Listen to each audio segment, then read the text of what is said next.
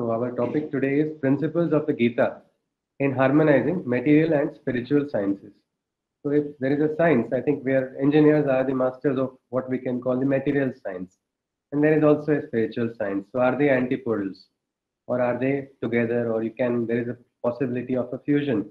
That is something which we are going to be seeing today. So before we begin, always as every session, I begin with an invocation to Mother Saraswati. I will just start with a short shlok on the invocation of Mother Saraswati. Hari Om.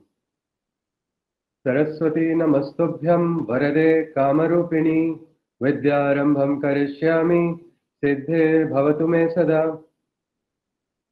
Yes, so first, an introduction. What is the Gita? The origins of the Gita. This is one of the most ancient texts known to mankind. It is actually a sub-book. The Bhagavad Gita is well known as a separate book, but it is actually a part of a larger epic. This epic is called the Mahabharata. The Mahabharata is one of the most ancient epics. It has 1 lakh verses. The Gita forms a portion of the Mahabharata. That portion is called the Bhishma Parva. So that's one part, the part on Bhishma. In that part, we see the Bhagavad Gita. Just one more thing I would like to just make a point. If anybody wishes to ask anything, you are also welcome to ask in between. I will continue. So what is the dating of this text? It is over 5,000 years ago. Over 5,000 years ago, this is a date which is accepted universally. Modern Indologists are trying to use their research knowledge in getting an accurate date, stating that it is much more than 5,000 years ago. I am quoting a date by Sri Vedveer Arya. He is a very noted Indian historian, scientist, researcher. His date is 3162 BCE, 5,182 years. We will also be seeing a little bit about him today in the later half of this session. So what was this Gita? It was actually a dialogue. It is called a song.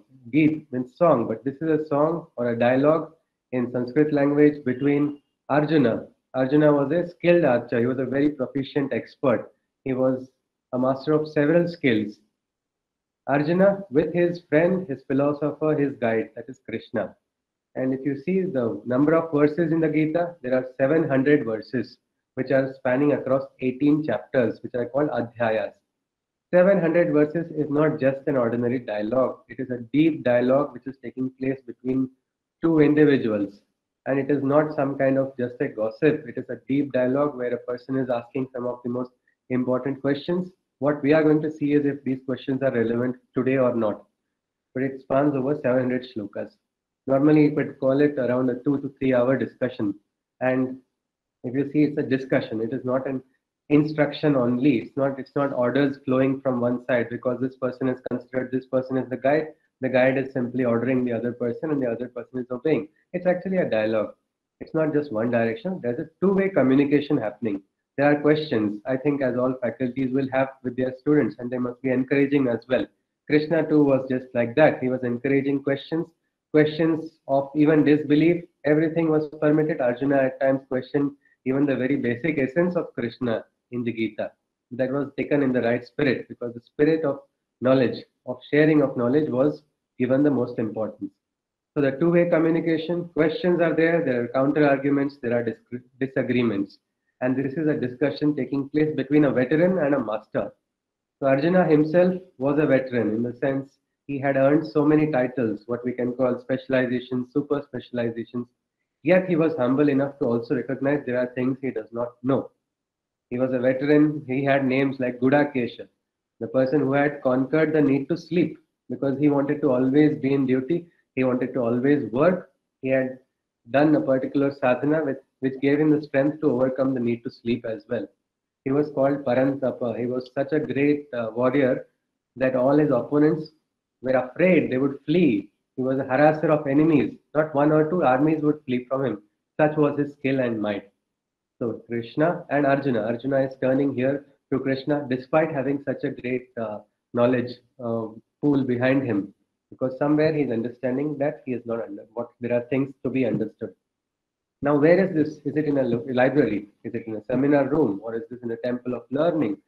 Actually, it is directly in the field of action, Kurukshetra. It is the place in a battlefield right before the battle began. If you look at it in engineering terms, it's like on-site troubleshooting by Krishna. A real-time problem has arisen. Only during design implementation, there is an issue. So like I think everybody makes beautiful designs, prototypes are ready.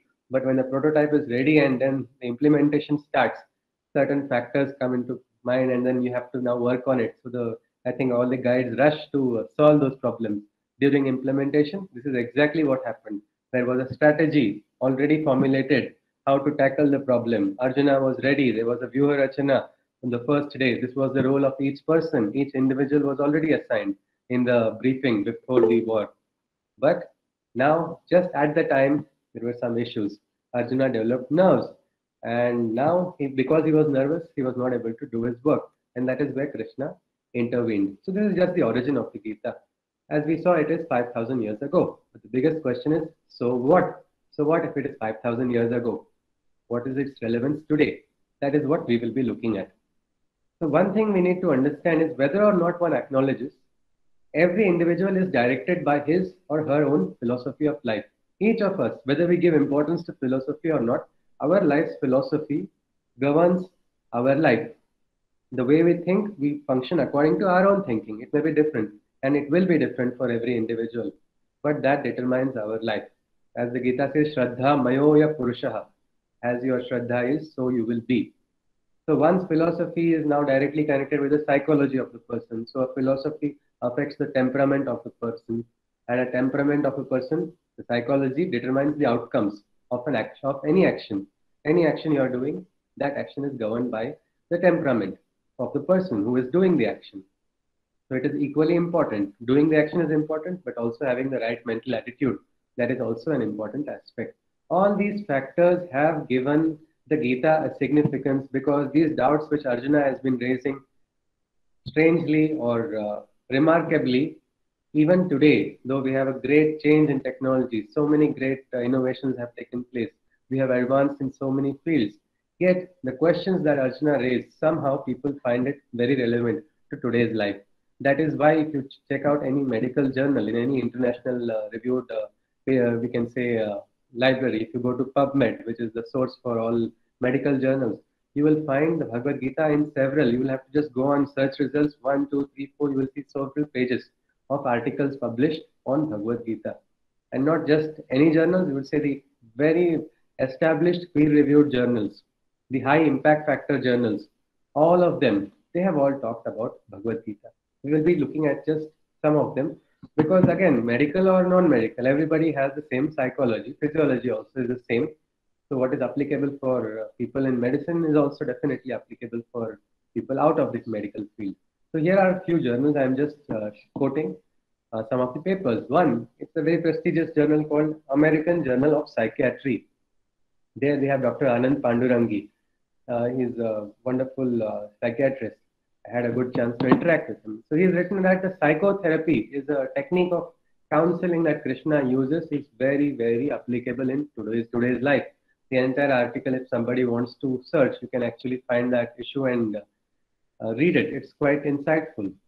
So that is one article. Another, if you see below that, comparison of the conceptualization of wisdom in ancient Indian literature with modern views, with a focus on the Bhagavad Gita. So there's one more thing, the concept of the wisdom in it, the ancient and the modern, what is the connection? And now very recently, you can say last year when the COVID pandemic struck, the healthcare system was, like all other systems, were suddenly facing what we can say unprecedented challenge. It resulted in difficulties. So even in that time, COVID and healthcare workers, what lessons can they teach? What is detachment? What is the real way? How should one be? What is one's duty? Because people were questioning. Many doctors were, they had never signed up for such a great challenge. So this is mentioned in a journal called the European Heart Journal. The European Heart Journal is a prestigious journal which is not even connected directly with psychiatry, mostly with heart only. But because even the heart's beat is connected with one's thinking, something happened that the journal felt it was very essential to release this right at the time of the pandemic. So those doctors who were sacrificing all, many perished in the process in the last year. We have lost in India also many doctors, but they are able to identify their duty, their purpose. One more COVID, moral injury and Bhagavad Gita. This was, I think, Dr. Harshit ji just talked about this paper, which I had a chance to work with a neurologist and a psychiatrist. They have also identified these four concepts, that is detachment, doership, your duty or dharma, and dhyana. All these four. These are the four concepts which are highlighted. Each of it has its own, if you see the Gita has over the 18 chapters, we see an intermingling of so many of these concepts, how they are connected. And if you see, this is one, the Journal of Religion and Health, what they have concluded. It is again an international journal which says that the Gita is universal, the religious, the secular, whether it's a Hindu or it is a non-Hindu, all can derive solutions from it.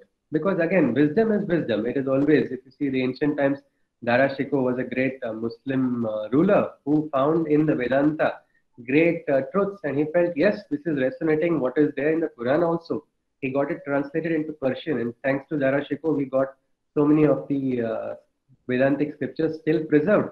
Otherwise, there are 200 Upanishads, they're all lost. We have probably 18 to 20 or 30 of them, which people know very well, but many have got lost. So the wisdom is wisdom wherever it is, and Gita's principle is universal. So says the Journal of Religion and Health. So if you see almost all religions of the world, what is religion basically? Religion is something which is helping a person to deal with problems which are sometimes not directly understood to what is material. So each religion follows its way. But here we see that one thing is concept. Concept is common, whichever religion. Whether or not one wants to be religious or not is an individual choice. That is an individual choice. But here, everyone wants one thing only, that you must try to come out of your situations which are preventing you from doing your duty. One's duty is almost most important. All must remember that what is humanity, that must always be upheld. So for that, that is what all are teaching. So this is what you see this journal, it talks about how the secular can draw inspiration from the concept of universal interconnectedness of all things. So all of us, we're all part of a greater design. This truth, we can actually draw a lot of wisdom from it, and one can do the best while accepting there are certain things one cannot change. So if you look at different personalities, I would just talk about a few spiritual personalities and then enter into what the engineers say, because again, what doctors or what other psychiatrists say have their own role. But what do engineers say about it? Or what is there any something for engineers which can be utilized in their field of engineering? So fortunately for this conference, I got the words of two respected figures. I will be sharing their quotes for this conference as well. So before that, the reconciliation of material and spiritual. Many times this is considered as opposites or antipodals. What is material is not spiritual and vice versa. But that is not exactly the aim of the Gita. It is like bringing together both. The central interest of the philosophy of the Gita and yoga is its attempt. The idea with which it sets out continues and closes to reconcile and even effect a unity, a kind of unity between the inner spiritual truth in the most absolute and integral realization and the actualities of man's life and action. This is Sri Aurobindo's quote. If you see if you see in the Gita as well, when Krishna starts talking to Arjuna about spiritual truths, the first question Krishna is asked by Arjuna is, Yat kim karmani ghore mam? He's like, why are you asking me to do this horrible action? When you're talking about spiritual things, you're talking about spiritual truth. Why are you talking about material things like go and fight, perform your duty? I want to just sit and probably if you are talking about a spirit or something higher, shouldn't I meditate on that and do this? Why do this action which is anyway much inferior? But no, Krishna tells him that that is not the way. Both are not separate. Arjuna, it was probably even that time from an old school of thought, which thought spiritual and material are not one, they are two. But that is not the case, at least what the Gita says. So. Now the message of the Gita, this is the message that is my Guru has said to me, and it is also there in the book, the Bhagavad Gita, Rhythm of Krishna. I am just quoting that. The Gita is integral in all its principles. So it is integral, means it integrates, it does not divide, which can be imbibed by all sections of the society. So whichever society, whichever section, whatever part of the society wants, they can utilize it. It teaches a sage to become a better sage. If it is a sadhu, a sage, a muni, a rishi, a mumukshu, whoever it is, that person can become a better person. He can become a better sage if he's just on the purely spiritual path. If it is a warrior, a soldier, he can become a better soldier. If a businessman, he can become a better businessman. A doctor, a better doctor. An engineer to be a better engineer.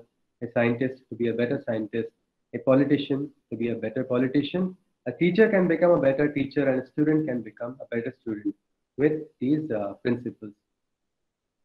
If you see yoga means union. Union is oneness. And Krishna is called Yogeshwar, or the one who brings about the union. So basically, he's talking about the union of the material and the spiritual. This was very common in India also and outside of India as well. In the ancient times, before we can say the Industrial Revolution was a blessing. True. But some places this boon was also a bane, because some places we really stopped looking at the environment, which started making us become more conscious. Now we have environmental engineering as a very important aspect. No project can get sanctioned because of unless you clear the environmental approvals and clearances. Because ancient times we didn't have that. There was a fusion. Art was not separate, science was not separate, spirituality, art, science, all were integrated. That was how ancient India was. There was a great sharing of wisdom taking place.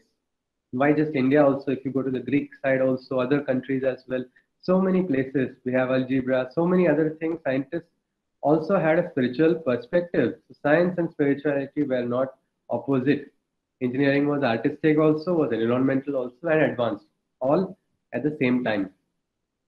So spirituality and engineering, what is it? What can we see? What is the engineer's opinion of it? And why not quote some of the best engineers that we have in today's times?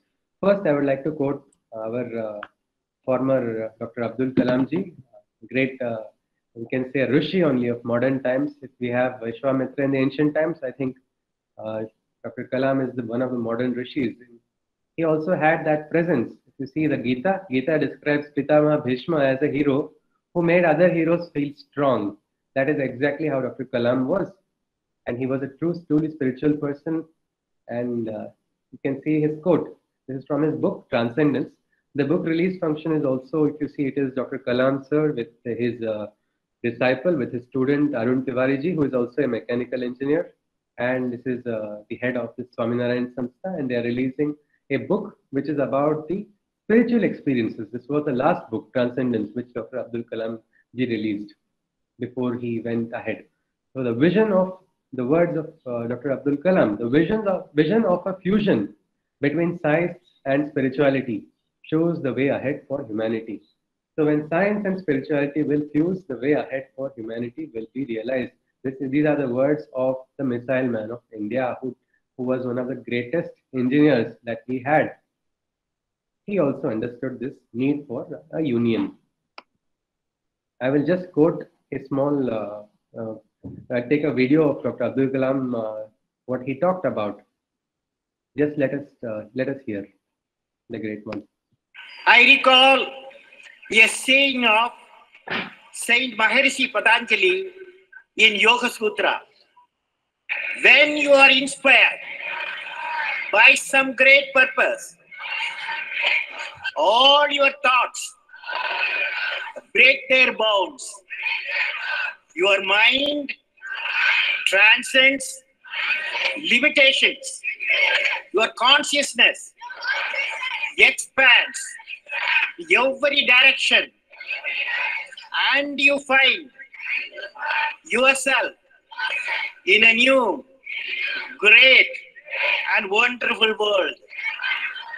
Dormant forces, faculties, and talents come alive, and you discover yourself to be a greater person by far than you ever dreamt yourself to be.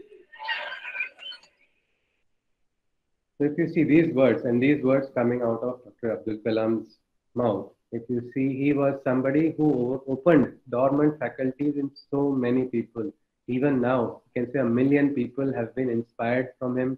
So many engineers who were searching for direction, they got a lot of it, and guidance was got from Kalamji. And this is what he's saying. So there is something which is mind. The Patanjali's Yoga Sutra talks about mind also, but also the limitations of the mind. Even Einstein had talked about it. We are using only a portion, a small percentage of our intellectual capacities. So we will see. Tesla also has spoken something similar. What Tesla spoke will come a little later in the session. But if you see this, we have a capacity which is dormant inside of us. there is a need to harness it. And when we can harness it, the limit is broken. We have limitless potential. This is what Dr. Abdul Kalam has also said. We'll just move next to Professor Arun Tiwari ji. I've been fortunate to interact with him, and he has very kindly given a quote for this FDP. Before I quote what he has said, I'll just give a small introduction. You can also always find it on Wikipedia. It's a big list of all his achievements. He's got a master's degree in mechanical engineering in the year 1982. Interestingly, he also has developed the first titanium air bottle that was used in Trishul and Akash missiles, which was designed. He also designed the airframes for both the missiles. And so this is engineering. But now there's another remarkable thing. He's in the healthcare also. He's worked with Dr. Soma Raju. He developed a first coronary stent with a cardiologist. So again, science and engineering and medicine, all sciences are all becoming one. There is no more any division. This is what true union is taking place. There is interchanging. If you go into a hospital, you will just see engineers also. So many engineers around, so many engineering equipment. Who is a doctor, who is an engineer is a big question. Most doctors are also aware of the engineering principles of the equipments that they use. So here, he developed the first coronary stent. It was a time in India when coronary stents were very costly. You had to import them, and the poor were not able to afford. This was the reason Kalam sir asked him to do something in this field, and like a good student, immediately he entered into a field which is not. Yes, is there some issue? Hariom, I could hear some. No, all right. So, so he entered into this field of cardiology with Dr. Soma Raju, and the name also he named it after Kalam Raju stent. That is one of the. It really opened up so many things in India after that.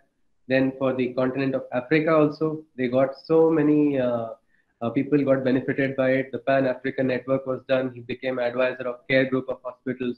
So many different things happened. And at the same time, while he was pursuing this, he was a voracious reader. He still is a voracious reader.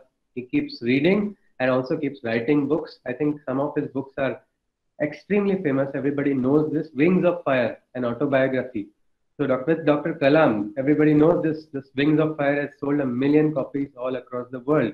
It's become a special book in itself, what we can call a reference. There's no other book like that. And so he wrote that with his teacher, Dr. Kalamji. Then again, this Transcendence, the book I talked about, that also was written, Dr. Kalam's spiritual experiences. He himself, after the departure of Kalam sir, he started searching on the spiritual aspects, and he's written a lot of books on spirituality also, including a modern interpretation of Lokmanya Tilak's Gita Rahasya. At the same time, he is well versed in economics, agriculture. It's like, how is this? What faculties? So probably we can attribute this greatness to him, of course, and also to his teacher who has awakened so many faculties in him.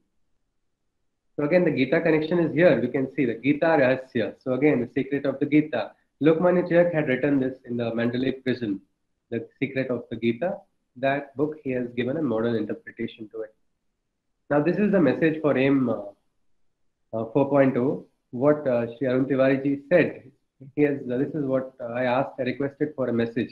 So this is his message. He says, engineering is the grammar of action, as philosophy is the grammar of thought. So for action, engineering, and action cannot go. Without engineering, no action can take place. Engineers are the prime movers of the world. So this is one thing. But philosophy is also the grammar of thought. So what you think, you need to have philosophy as well. Mechanical engineering deals with the transformation of energy from chemical to thermal to motion, for example. You can't create energy, only transform and transfer. And there are always losses. And minimization of those losses is the essence of yoga. So why do you try to become harmonized inside, spiritually, materially? Why are we seeking the harmony? It is because of the losses that we experience in life, where our energies are getting wasted. Like an engineer, a true engineer does not allow any wastage to take place. That is exactly what is the reason one must do yoga also. That is the essence. Krishna says, Sri Arun Tiwari ji says, every single component must be participating in the overall system. And system breakdowns occur even for small components malfunctions. So if even a small component malfunctions, a great complicated system can fall.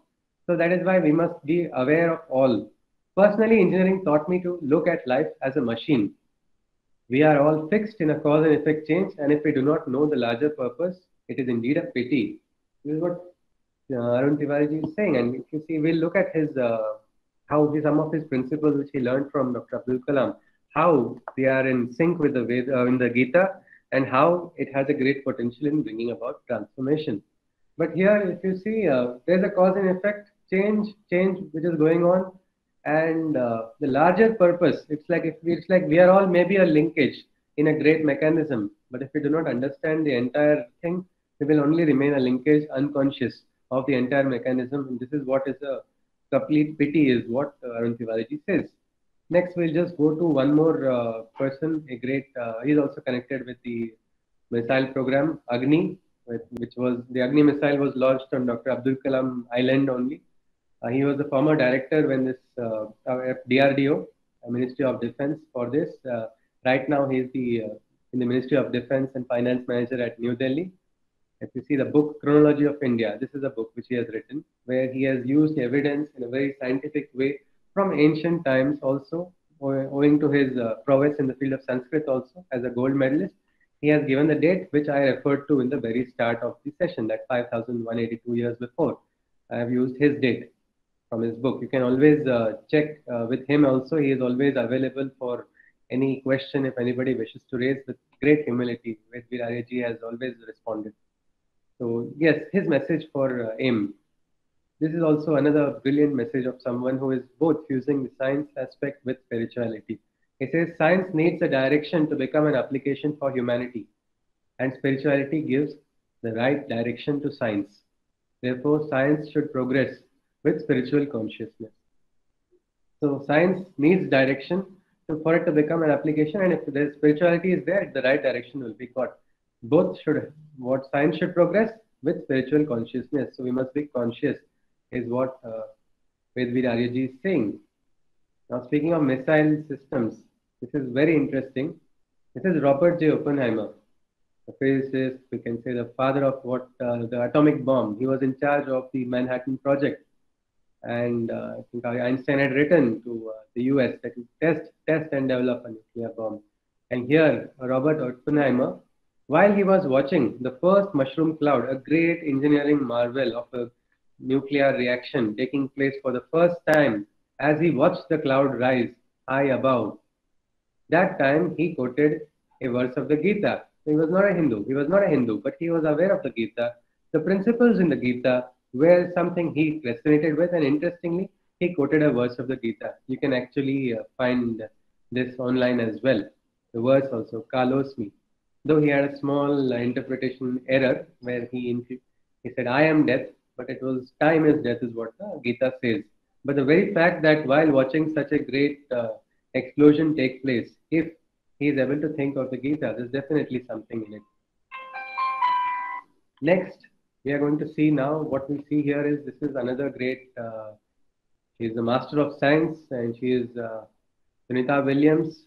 She is the great astronaut from NASA who went out of space, and she is the one who took the celestial scripture out of space also. I think when you go out of space, you have a weight constraint. You have to reduce, not carry anything that is unnecessary. But for her, she wanted to ensure that the Gita is with her as she traveled. So this was one thing. She was also fine. She was a very scientific person. She still is a very scientific person, of course. And yet she has some kind of resonance with the Gita. This is what we see. If you see, the Gita is actually about awakening a potential inside of us. Each individual is vested with a limitless potential. When we lose that ability to recognize the potential in us, that time we lose our way. When we find that, we become heroes. So here we see Krishna and Arjuna. The dialogue is where a hero has suddenly fallen. In the very start, he forgets everything, his meaning of life, his purpose, his direction, and he turns to Krishna. So this one shloka, one verse, I will just play. Kutastva kashmalamidam vishame samupasthitam anarya ajushtam asvargyam akirtikaram. Arjuna, from where has this delusion so untimely within you arisen? This behavior doesn't behove brave hearts. seekers of fame or heaven, nor stalwarts. So again, here these words are Krishna's first words. He says, you cannot forget your sense of duty no matter what situation comes. He says, this is not the way of a hero trying to inspire. What is special about this video is it is actually the first video of a three-dimensional hologram. It looks like an animated video, but it is not an animated video. If you have the technology, you can actually see a 5-foot hologram of Krishna and Arjuna. It was designed by a former ISRO scientist. He is the founder of this Dharma Digital, Jijit Nadamuri Raviji. And with his permission, I have uploaded this. I had a good chance to work with him for this project. His project has also won the Toykathon in 2020. So again, a fusion of science and technology. Holograms were used. So now let us just directly move. We have seen the relevance. We have seen that, yes, there is a relevance. Great scientists like Dr. Abdul Kalam, Arun Tiwari ji also, Vedveer Arya ji as well, all have told about the importance of this fusion, the potential of it. Now we are going to go to the main part of our session, which is about what are the principles that we can use. The first one, if you see the ancient times also, there were 4 parts. They called them the Purusharthas. This Purusha is not referring to the masculine Purusha. It is actually what we can say, it is the supreme, the divine, like even the Sufis consider the supreme divine as the one male. Everyone else, whether the gender is male, female, trans, all are female in comparison to the divine. So that was also similar, I think, in the ancient India as well. The Purusha and Prakriti, we were all part of the divine feminine, and there was one masculine. So whatever it is, the Purusharthas, or there are 4, there is Dharma, Artha, Kama and Moksha. We will just see the principles of the Gita, how they are going to help, or what is its use in our life journey. 1, Dharma, the journey. What is your sense of purpose, duty, righteousness, integrity? All these aspects are govern your Dharma. It is a word which is very difficult to translate from Sanskrit into English. There are so many meanings. Some people translate as religion. Some people translate it as so many other things like duty or righteousness, integrity. But everybody is driven by their dharma. A student's dharma has got what we can call a Shishya dharma. Teacher's dharma is a Guru dharma. If you see at home, a father has a Pitru dharma, mother has Matru dharma. But all these dharmas are not opposite, different things which do not link. They're all part of a greater, highest dharma. We can call it Manava dharma, or the highest divine, if you want to go one step higher than humanity as well, to divinity. So if you see this, what happens in life is when we have unnecessary attachments, when we lose our way. When sometimes it's like if an engineer wants to prepare for a particular project, but he's got too many other attachments other than the project, what is going to happen? Well, there's going to be a loss of dharma. The person is more bothered about spending time with friends and more bothered about spending time with family. In the process, completely losing out on what is his duty. If that happens, that again leads to all the entire sorrows, what we can say, disappointment, sorrow, depression. These already come mostly because of attachments.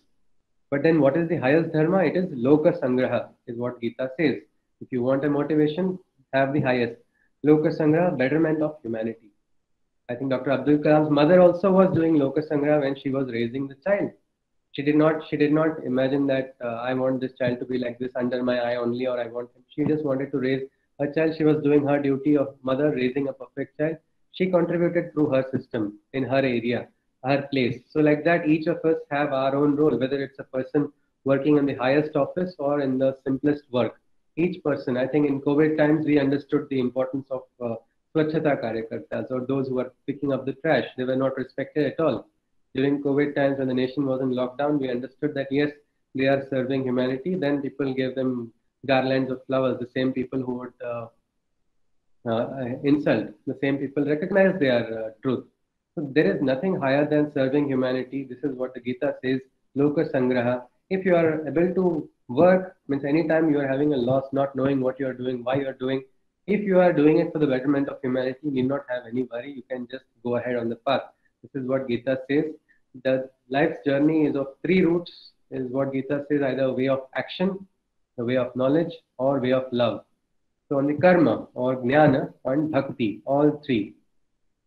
Some people are born with extraordinary intelligence, extraordinary talent. They do not have to take so much efforts also. They can easily go ahead using the God-given talent on the path of knowledge. There are some who do not have these capacities or what we can say talents. They are hidden. They are not manifested yet. So they have to put extra efforts, but through the way of karma, they can reach their destination. Sometimes they do not. People are not knowing how to do the work. People don't have the special wisdom of what we can say the highest level. Yet they have a great devotion and sincerity. So with devotion and sincerity, if they channel their actions, they can go ahead. The Gita talks about an interchangeability of all three. Since it's not like these are all three different spheres, it's like a Venn diagram intersecting all of them. Action, knowledge, and love. All three are equally important in the life of an engineer. One cannot neglect any of the three. Because let us look at this question. This is a picture of Uncle Podger hanging a picture. If you were to hammer a nail onto the wall, what would you need? Would you need wisdom or knowledge? Or would you need faith, dedication, or devotion in your action? Or would you need the tools and doing of action, which is more important? I think all three are equally required, because if you do not know you have no knowledge, you don't know what type of nail you want, what type of material the wall is, I don't think you will choose the right nail at all. So knowledge is very important. Then if you only have doubts, you have no faith in yourself or something, you're not able to have any dedication in your action will not be fulfilled properly. So that is also required. And the performance of action, when you are performing the action, again, we can say jnana, karma, bhakti, all three are equally required. So is it for an engineer as well, where he needs to have the knowledge, he needs to have the dedication for his purpose, and he must couple both of them with material action as well. If that is not done, the journey cannot go ahead. Speaking of performing actions, well, this is a great photo of Lokmanya Tilak. He is very synonymous with this shloka of the Gita, which is Karmanye vadhikaraste ma phaleshu kadachana ma karma phala hetur purma te sangostva karmani, where he says, what is the meaning of this shloka? Actually, many people in Maharashtra assume this is a shloka said by Tilak Maharaj only, as he is also called, because he created a great breed of freedom fighters who had no expectation but to serve the motherland. For the motherland, they were willing to give all. Young ones were willing to sacrifice all for a cause. And that is exactly what is required. Even Sri Aurobindo had talked about this for the free India, even after independence, when he went to give his final lecture. When he gave that, he told what he said. What he told them was, we need a bunch of dedicated Indians who are going to serve the motherland, not wanting anything but a roof over their head and food to survive, but fully dedicated for that cause, and we will bring about a great transformation. So the Gita talks about this, that for karmanye vadhikaraste mam phaleshu kadachana. Vested you are with the authority to perform and not seek the fruits of actions in any form. When by the fruits of actions you aren't motivated from discharging your duties, you don't get deviated. This is a very simple logical thing. Many people say, what do you mean not having expectations? Expectations are my motivation.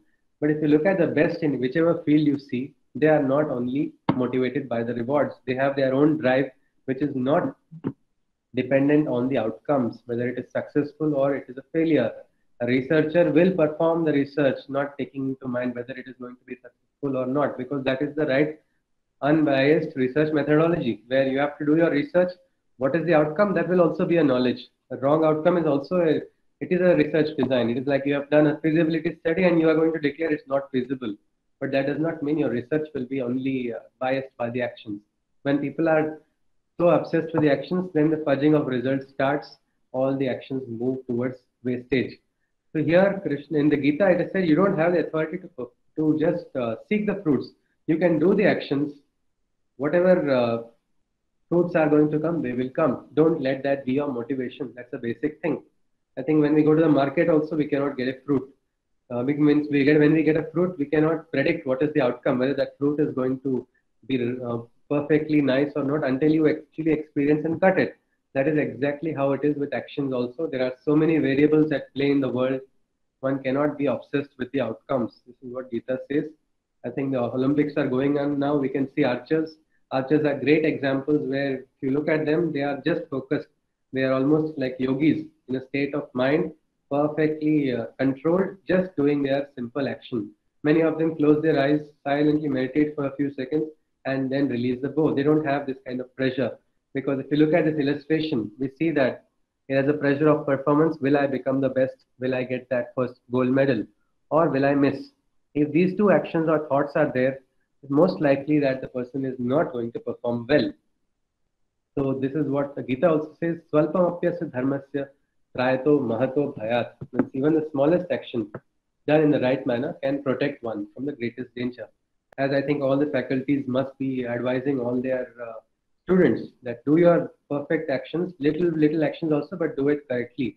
If you are into your lab where you are in the looking at your lathe machine, first thing is all your, you don't have to wear these flowing clothes.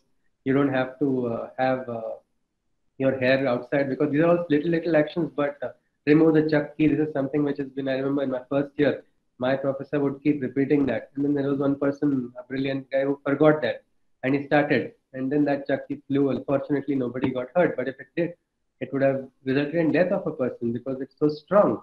So this is that small actions can protect from greatest danger. As Arun Tiwari also said in his quote, that great breakdowns can happen for small component malfunctions.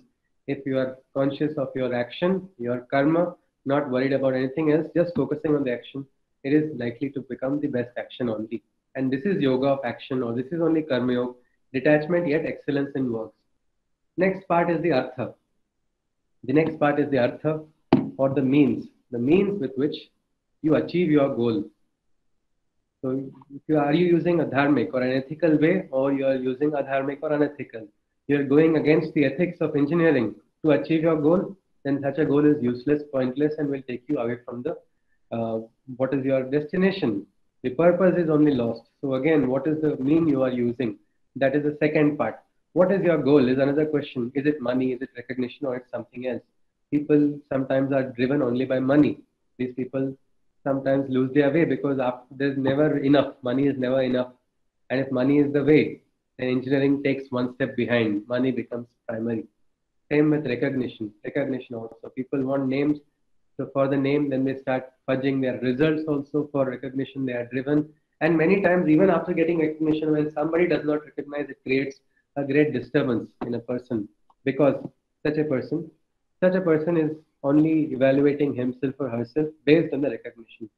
So is that the goal, or there is something higher? So if you see the means, it's like what means you are using, what mechanism you are using. As engineers, we know that we want to get the best result, greatest mechanical advantage for the smallest input of force. That is the most efficient way. Well, the fastest way one can achieve the goal is with Guru Kripa, or with the direction of a teacher. If you see this beautiful photo, it is Dr. Abdul Kalam with Arun Tiwari ji. He's sitting like a young child, sitting with his teacher, though he was the advisor of the president as well. He's such a senior person, well respected all across the world. But in front of the teacher, he is like so humble. This is a great quality, and this is the quality that endeared him to Dr. Kalam ji as well, where it was in the DRDO lab where he was sitting reading metallurgy. That was when the first time Abdul Kalam sir saw him. He called him because he was alone sitting there, and he saw he was interested in the library and doing a study when nobody else was there. So he called him, "What are you reading?" He showed the book that he's reading, Engineering Metallurgy, and he said, I have a work for you. You do this. And that is how he went into that titanium designing of that bottle for the missile system. And he says it is only because he doesn't know how it happened. Slowly, he's from a village, from a simple village, he's become such a great person, traveled across the world, met several presidents of so many countries, shook hands with the greatest people, done the greatest developments. And after the missile launch, what was given to him? He was given the task of, now you go to medicine, we are having too much cost. So Kalam sir told an engineer to enter into the field of medicine. So a normal engineer would get mad. What do you mean by me leaving my engineering field? But here he had great Shraddha, and his teacher has told, he said, fine, I will learn. I will learn from scratch. And he used his engineering knowledge. He used that to discuss with the medical people, and how with cardiologists he developed the Kalam Raju stent. Is again a great, we can say, one of the miraculous things that happens when there is a great combination of a teacher and a student. This is something which was in ancient India, what we had, the Guru Parampara, a great combination. The teacher didn't want anything from the student, and the best thing a student could give to the teacher was by progressing fastest and becoming as ahead as possible. So this is what it is, and Guru Tattva is universal. It is everywhere, and a person who is a guru is only wanting to bring about the transformation, but not want anything, like a catalyst in a chemical reaction. But does surrendering to a guru help? Identifying your teacher, whichever field it is, of course, I think all of us have had some wonderful people who have actually transformed our lives completely. This is something which the Gita talks about. It is by truly, by humbly bowing to a true master and by worshipping. Identifying a right teacher in life is essential. Identifying, respecting them, adoring them, questioning also is not bad. And by questioning and by dutifully serving, what do you get in return? It's a simple thing. These preceptors who possess the divinity and foresight shall bless and part you, their knowledge is light. So the light and knowledge that they have received from their experience is freely given. It is like no transmission losses. Transmission losses happen in electrical lines from one pole to another, but not here if the receiver is perfect. So now, what is the third part, third principle? Harshit ji, you please let me know if there is. I'm taking more time. I will conclude after accordingly. Ji. Yeah, you have 20-25 minutes for discussion, followed by some question answers. All right, ji. Fine. Ji. Thank you so much. Dhanyavad. So yes, principle 3, karma. The roadblock. This is the, we saw dharma, we saw artha. What is the duty that is understood? Yes. And what are the means? But what is this? This is the great roadblock. Kama or desire. Desire is not evil in itself. It's like a bad actuator. In engineering language, we have, you can say in engines, what is it? It is like a bad actuator, like a, we have injectors, fuel pumps, spark plugs, all of them. If they are bad, the engine will run, but the performance will definitely get affected. It will not help. It will affect the performance. But when they become too bad, then the engine's performance becomes zero. Ultimately, that is exactly what karma does. Desire is something which does not give us anything. We feel we are getting something, but we don't get anything out of it. So holding on to desires does not ensure satisfaction and favorable outcomes. This is what the Gita tells us. No desires can get fulfilled, because one desire will only create more desires. So if a person is trapped in the, we can say, chain of desire, that person is just going to be running around in circles and always have a dissatisfaction of unfulfillment on the inside. The Gita talks about damaha or self-control. Control desires for a smooth and enjoyable journey of life. So many times we have little desires also. We feel they are good, but sometimes they only come in the way. We have to be alert and aware. Gita says that we don't have to become stones. We are human beings. Gita actually talks about that we are humans, will have emotions. These are all fine. Likes we will have dislikes also. But when we get carried away by our likes and dislikes, we are going to suffer. That's chain reaction. And what is it? It's going to have broken expectation, frustration, sorrow, depression. All of these come from these desires which ultimately don't get fulfilled. If you look at these verses, 62 and 63, the number 2 refers to the adhyay. The verse number is 62 and 63. You can always check it later on. So the fall of an individual. So sometimes one person gets a subject, that person becomes very fascinated by the subject. But if they get lost in the subject also, they lose their track, and that creates an issue. Those intellectuals who over subjects contemplate, attached to the subjects, lost they become. And in the attachment, they are by desire overcome. And by desires within themselves, anger they generate. Because again, desires will not get fulfilled, we will become frustrated because I did all of this, but I didn't get this. What is the reason? This is not right, and this starts creating a frustration on the inside. Frustration again leads to anger. In anger, they become hoodwinked by delusion. In delusion, their memory only gets clouded. In this forgetfulness, wisdom is destroyed. This loss of wisdom furthers their annihilation. This has happened to the best of people also, where they have, in the moments of anger, they have unnecessarily lost out on things which they should not have. Interactions, sometimes the student unnecessarily in a state of anger says something horrible, and then that person has to bear the consequences. Because in the anger, he's lost his place, what he's supposed to do. Same, sometimes teachers don't understand certain things because again, the anger has come because of something else. So when anger comes, the memory gets clouded, memory is clouded, the wisdom of what we can call the vivek buddhi, the ability to discriminate between right and wrong is lost. This leads to the greatest loss. And if you see, it starts with an attachment. So again, what is the motivation? We want to do best, but we want to do our action perfectly, not trying to count what we can say, count the chickens before they hatch, something like that. We don't want to waste our energies over a phantom object which has not yet let the process be over before the final product is obtained. We cannot start contemplating on the end product just having the raw material in our hand. Something of that sort is what the Gita says. So, because if you see many researchers, people do bad research that gives a bad name to that organization, to that institute as well, and to that individual as well without that person's knowing. Why? Because that person was driven only by desires. Because like one person gets attached to a particular technology and then that is what that person only sees everything only in that. That is fine. Having a fascination is good, but allowing that fascination to become an obsession creates a trouble because the other aspects are lost.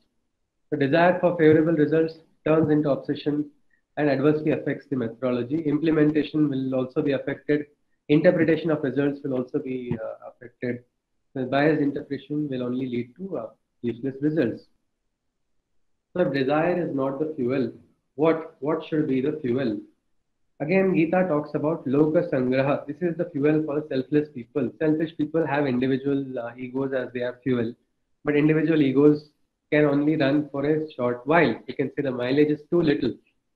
But when it is something higher, when the purpose is higher, when the purpose is strong, it's like sometimes if a student, I want a good name from this teacher. Why? Because I want to get a particular recommendation letter. The moment that person gets the recommendation letter, it's very common because the person was very selfish or very egoistic, only having a small time. He does not, he thinks my work is over. Now I don't need to respect my faculty because I have just got the recommendation letter now. But that's not the way. Knowledge is not just based on a letter, what one person can learn. He will lose out on so many things. But instead, if it is not, he just wants to do his work, do it with the aim of doing the best. Then one need not worry about it. Greatest relations are also formed in the collaborative researches also. When all are connected with a singular purpose, and it's like interdisciplinary research is possible when all are connected with a higher purpose. Why are we doing this? Otherwise, each individual ego is, there are fights about my name should come first, second. This is very silly, but this happens at the highest levels also. So this is one thing. What is the purpose? What are we doing through this research? Are we giving something productive? Am I giving something which is going to lead to the betterment of the world through myself or my student? Am I doing that? This is the biggest question. And so Loka Sangraha is the best motivation. And there's no greater purpose, there's no higher purpose than service. I think many of us must have heard this Robin Sharma's book, Monk Who Sold His Ferrari. Well, ancient India, we didn't have to become monks who sold his Ferrari. We could be those in the Ferrari only. We could be liberated king as well. Like it was said, Raja Janaka, he was in charge of the entire kingdom. He had all the wealth and luxury, and he knew its value. He didn't consider that this is a sin. He knew its value and used his talents for the betterment of the people selflessly. And he worked very well, and it was like that is one of the great, you can say, Janaka Raja's kingdom was considered to be an exemplary model. So this is one what we can say. The selflessness is one great trait which we can also have in our engineering projects. If whatever we are doing, if we are able to do that, we can actually open ourselves to receiving something higher. So what is this? Moksha, the fourth. Dharma, Artha, Kama and Moksha. The final, this is like what we can say destination. Why? What is Dharma, Artha and Kama leading to? Ultimately, it is the Moksha only, or freedom. Well, taking a spiritual meaning away also of what moksha is, let us just look at its meaning. Freedom is something I think everybody wants to be free. I remember when we were in college, my friends would sing to this song, I want to be free, I want to be free. It was the Akon song. But the biggest question was, what will you do with the freedom, or what is the freedom you want? It was not known. Now we are free in India. We were once under a rule of so many forces. Now we don't have, we are completely free. But now also we see freedom. What is this freedom that we want? What it is sometimes, there is no idea of what it is. People protest. I want freedom. People go to vice chancellors and say, we want freedom. Freedom from what? We don't want exams. Now that's a very illogical demand. If the exam is not there, the student will not learn. The student will not learn. How will the system go ahead? But so what is this freedom? How should one receive it? Where? This is a big question. And if these three aspects are harmonized in life, can you really understand the meaning of freedom? Freedom also is something which is with you. You can realize it. Albert Camus had said the only way is like become so free. If you are in an unfree system. He says the greatest opposition is become so free that your very act of existence becomes a rebellion. You don't have to do anything special. Become yourself free. Don't allow yourself to get suppressed. So dharma, artha, and kama are the three aspects which have to be harmonized. If you have a clear sense of life mission, you know what your mission is. You are never going to be deviated. No matter what happens in life, when you have a clarity of thought. With that clarity of thought, you will never falter from your path. This is one, dharma. And artha, the means that you are using, the little steps with great discipline, you are moving towards it. And you are now keeping yourself in control from this lures of name, fame, attachments. All of them are not able to distract you. Then is what the Gita says. You are naturally going to be capable of being free. And interestingly, Gita talks about freedom in life only. It says your life can become hell or your life can become a free swarga also. It is the way you live, the mentality, the way of thinking. Now, this is the concept, a beautiful concept called Nimitta Matra. This is, I think, this mechanism many will be aware of. This is the Antikythera mechanism, the Greek mechanism of an analog computer, which was long before these beautiful gear designs. Everything was done before modern industrial revolution only. Well, there is a mechanism at play. If you are able to understand that, Gita says, and you become the Nimitta Matra. Krishna says to Arjuna, Nimitta Matra Bhava Savya Sachin. He says, become the instrument for the higher purpose. Because how does this help? When you recognize the mechanism, I think Arun Tiwari also shared the same quote for us in this conference. He said, if you do not, it is a pity if you don't recognize the larger picture. So when you understand that you are not the only alpha and omega, that the research, the venture, the whatever action that you are doing, you understand that you are a factor, but you are not the only factor that will help you keep your ego in check, because when the ego is not in check, again, directions go away. This is something which happens psychologically, a person gets deviated. So recognizing that you are not the whole and soul of one thing, but at the same time, also recognizing that you are not nothing, you are an important constituent.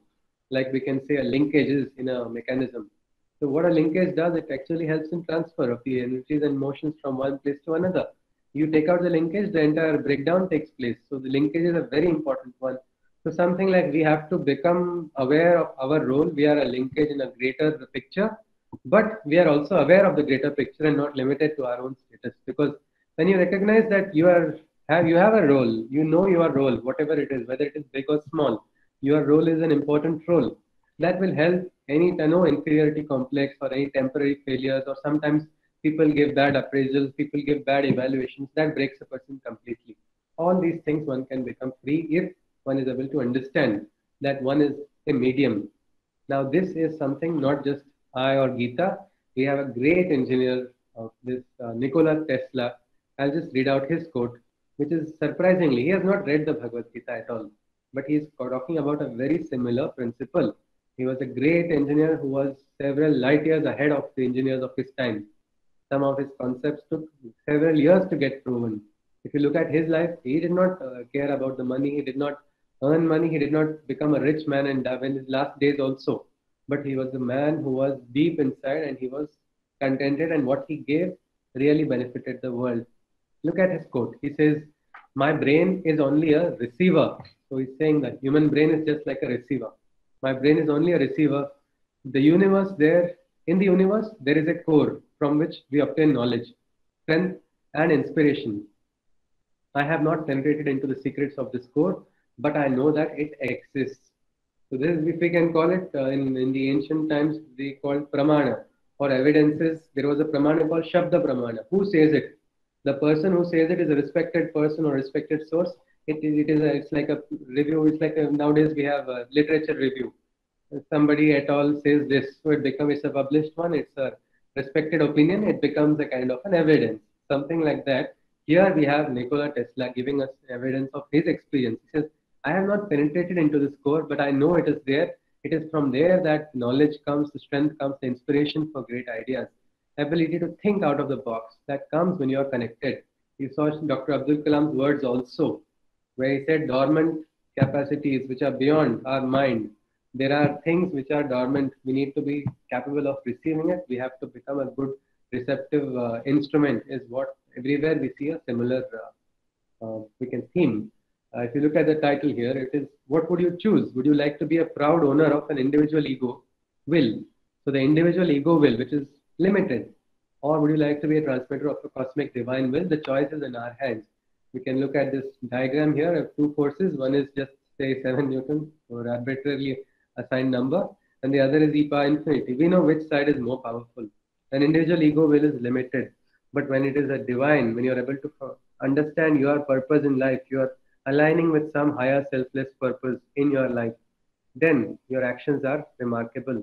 Great projects also, they are, if they are driven only by the individual ego will, they go only up to that level as long as the individual is there or that person's force is there. The moment that person's force recedes, that project stops.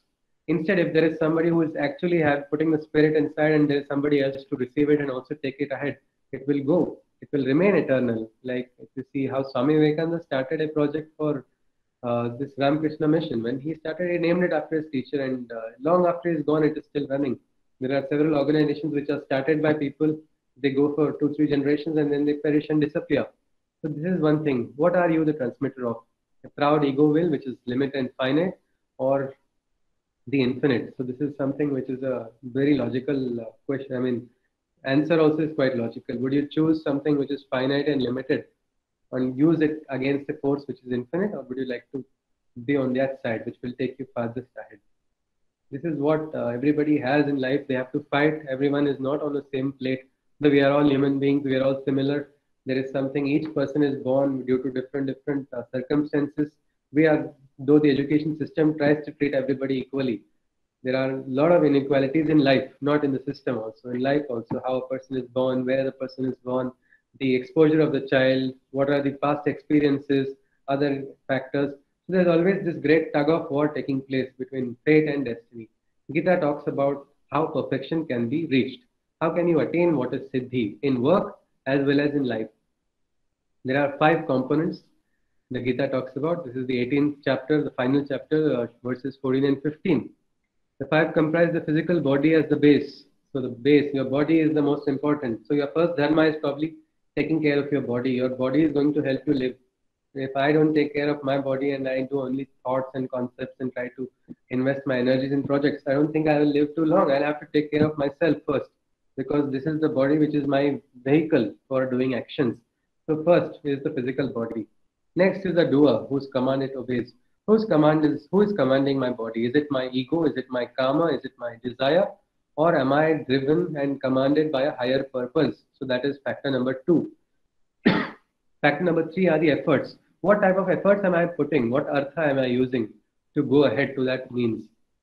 Then again, the senses, my indriyas, my senses. Am I using them right, or am I allowing them to move away from the goal? And then there is fate. And there is also a factor called fate. So there's something, bad luck, people say. I don't think it's fully wrong when they say they have bad luck. But bad luck is not sufficient to give a full stop to your life. You cannot depend on luck only. There are things which are beyond luck as well. And this is what Gita says. There are 5 elements, which is the body, what is the force which is commanding the body, what are the types of efforts the individual makes, what are the senses, how they are taking the person away, or are they helping them go ahead on the mark or on the path, or go away from it, and the fate. All 5. You see, the 5 elements constitute and interact to create a governing cause by which all beings act. They chisel and mold man's development and outcome, and define what his deeds of mind, body, and speech become. So what happens, what of an individual? All these 5 factors, that permutation and combination of these 5 factors only ensures what is the final outcome. Some people don't have a very strong body. Then they have to take very good efforts to develop a strong body. Some people have a bad fate. Well, they have to take extra effort and then overcome the fate. And there are people who have changed their fate also and written their own destinies. I think we all know how Dr. Abdul Kalam was going on a cycle, having rocket parts on the cycle while he was working in the initial stages. He also faced failure very early, when his first, so many times, so many places. But that did not allow him to put a full stop. Instead, with his efforts, he wrote his destiny. Right now, he is a revered figure, even now inspiring and alive in so many hearts all across our country. So this is it, these 5 elements. It's like a sculptor is sculpting a stone, which is making it into a beautiful murti, but For that, he has to hit and mold it, chisel, remove all that is unnecessary. I give this to a photo of an interesting person, Dashrath Manji. He is a laborer, but a laborer who did an engineering miracle. He was a laborer, he's no more now, but he has done something which is very special. That is why he's known as the Mountain Man. There's a movie also coming out on him. So he's a laborer in Gaya, near Gaya in Bihar, Gelaur village. If you see, there's a beautiful Marathi song which says, Jana Yatna Devatu, means understand that your efforts are your God. So you have faith in yourself. That song goes on saying, even if a mountain comes in your way, become the storm and break the mountain. This is exactly what he did. He broke the mountain. And what is his story? A poor laborer, you can say bad fate to be born in such a village where there are no facilities, did not have great education. And his wife was sick and he wanted to take her to the hospital. But there was a great mountain blocking the way, and so he had to take a roundabout route, and in the process his wife died. This is a horrible fate, but he did not stop. He did not surrender to that fate. He got angry with the mountain and he said, no, I will break this mountain now. I will not allow this fate to write the full stop on everybody's life. So what if my wife died? I will not let this happen.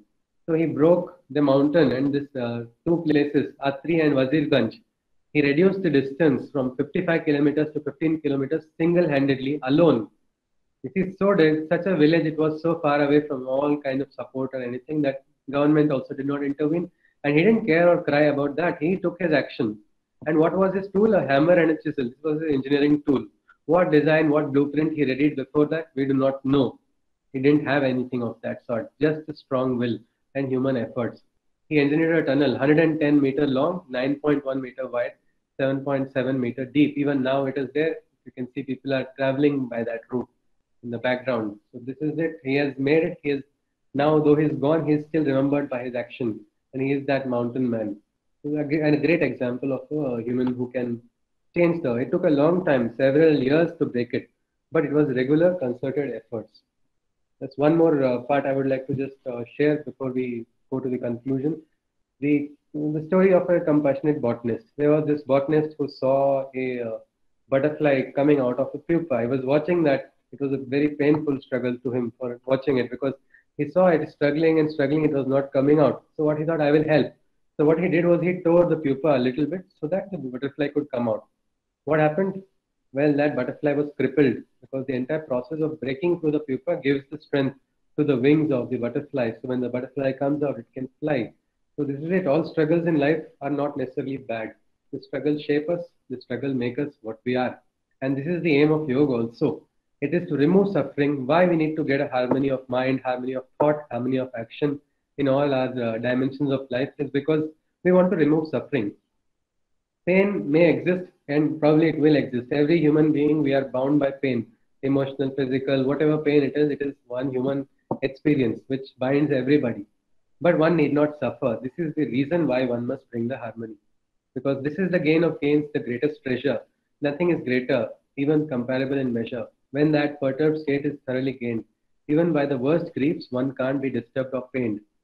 So this is why yoga also must be done, why you must try to become one in all your actions. It is from the sufferings that the mind has to be freed. A union with the divine is yoga's true aim and need. An inseparable union must be courageously sought, cheerfully bracing the hurdles by which the path is trod. So there will be hurdles on the path, but have what we can say, a smile and face it with courage. Because that is why, because your mind, you have to just take out the suffering aspect and keep going on in the action. If you look at the story of Dashrath Manji, how many years, how is it that he can use simple two hand tools to make such a brilliant engineering road? How can, through a mountain that too? That is how what one can do with regular efforts. So again, with this we come to the last part. The freedom of choice also. Like I said, Gita is not about only orders and orders. Krishna is having a dialogue. In the final, after, I think when we give a lecture to someone or we talk long to someone, we feel now this person should listen. I have invested so much time and spoken. But no, the Gita is not like that. Krishna says in the 18th Adhyaya, after speaking everything, several things are there. It is a very deep book that way. But in the end, he says this only: is your confusion cleared? What do you wish to do? You are free to act as per your inner calling. It's like yathe ichhasi tatha kuru. What do you wish to do? You do that. And then Arjuna replies in a trademark shloka, is again the hero again. He says, Gator moha smrutir labdva vat prasadan mayachita stitosme gata sandeha karishye vachanam tava. He says, my guide, I want to choose, I have chosen to follow your golden words. He says, my doubts are gone. I remember everything what I want to do. I am having full clarity of thought in my mind. With that, he goes ahead. So with this, I conclude. Thank you. This rhymes are from this book, Bhagavad Gita, Rhythm of Krishna. So yes, if anybody wishes to, I'll just conclude with the mantra, after which if anybody has anything you want to share your insights, or you have something to ask, you are welcome. I'll just conclude with the Shanti mantra. Om Sarve Bhavantu Sukhinah, Sarve Santu Niramayah, Sarve Bhadrani Pashyantu, Ma Kaschit Dukkha Bhag Bhavet. So may everybody be happy, everybody be free from disease, may everybody have good luck, and none go on the wrong path or have any difficulties. Om Shanti Shanti. Yes, please.